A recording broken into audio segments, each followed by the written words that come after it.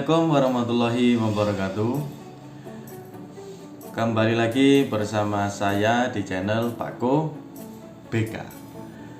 Kali ini saya akan memberikan informasi tentang bimbingan klasikal tetapi secara daring ya, yaitu ini merupakan bidang layanan belajar dengan topik atau tema layanannya yaitu peran IQ, EQ, AQ, CQ, dan SQ dalam belajar. Kemudian fungsi layanan yaitu pemahaman ya, dengan tujuan umum peserta didik atau konseli itu dapat memahami tentang kecerdasan baik IQ, EQ, AQ, CQ, dan SQ dalam belajar. Tujuan khususnya yang pertama, peserta didik atau konseli dapat memahami pengertian kecerdasan. Itu penting. Kemudian yang kedua, peserta didik dapat memahami cara melatih IQ, EQ, AQ, CQ, dan SQ. Jadi bagaimana caranya? Tetap di channel Pakko BK. Jangan di skip ya, like, comment, dan subscribe. Nanti kita bisa diskusi bersama-sama. Kemudian AQ ya, atau adversity quotient. Mengapa banyak orang itu yang jelas-jelas cerdas atau berbakat tetapi gagal untuk membuktikan potensi dirinya? Berapa banyak siswa yang memiliki IQ tinggi tetapi tetap gagal dalam meraih prestasi belajar? Kenapa? Sebaliknya, tidak sedikit orang yang memiliki IQ tidak tinggi tetapi justru lebih unggul dalam prestasi belajar. Pada umumnya, ketika dihadapkan pada sebuah kesulitan dan tantangan, itu tantangan hidup ya, kebanyakan manusia menjadi loyo dan tidak berdaya. Mereka berhenti berusaha sebelum kemampuannya benar-benar diuji. Banyak orang yang gampang menyerah sebelum berperang. Mereka inilah yang dimaksud dengan rendahnya adversity quotient atau AQ ya. Kalau bahasa Inggris itu EQ ya, kalau bahasa Inggris E. Kalau bahasa Indonesia AQ. Jadi tulisannya A sama Q, itu rendah.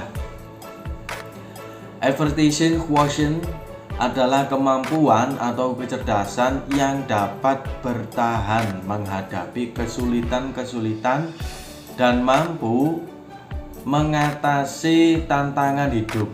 Ini menurut tokoh psikologi yaitu Paul G. Stolz, adalah penemu teori AQ.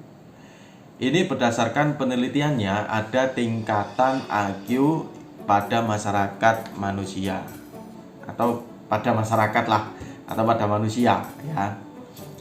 Tingkatan yang pertama yaitu tingkat quitters atau orang-orang yang berhenti.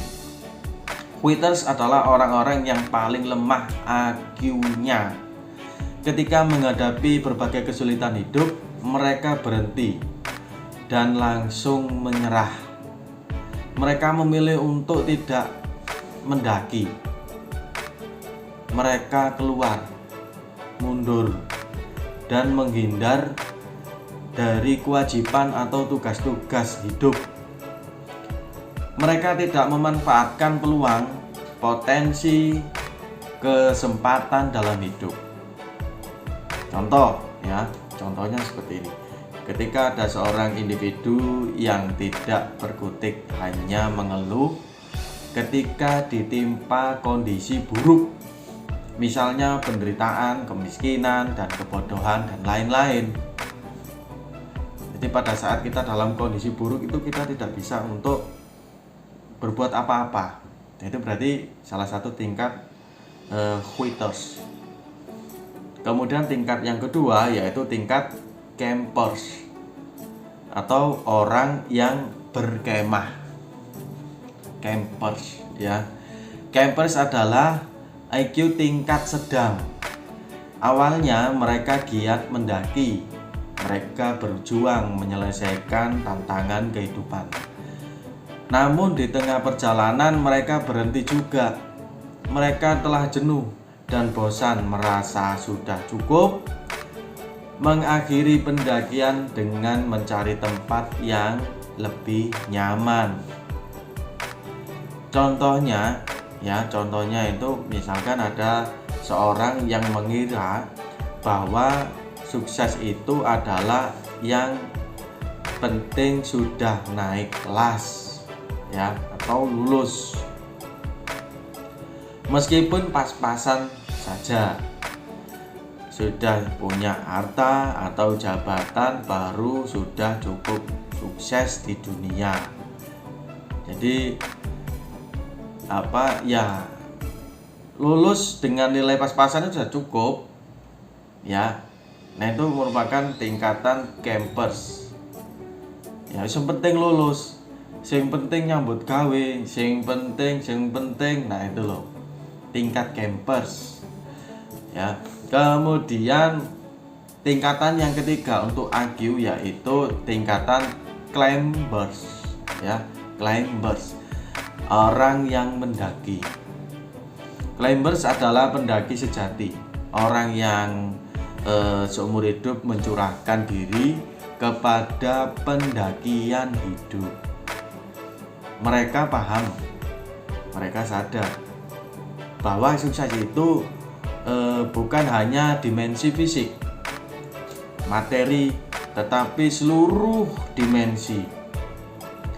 Fisik, moral, sosial, spiritual, dan seterusnya. Mereka adalah orang yang mampu mencari hakikat hidup. Ya, hakikat manusia yang diciptakan sebagai makhluk yang paling sempurna dan akan kembali pada Sang Maha Pencipta.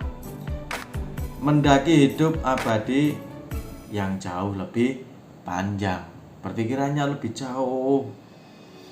Ya, tidak pernah putus asa mencari, menggali potensi yang ada dalam diri, dan ini merupakan ciri dari tingkatan climbers atau orang yang mendaki. Nanti Anda bisa menilai lah diri sendiri, kira-kira aku tingkat mana, kira-kira aku bagaimana.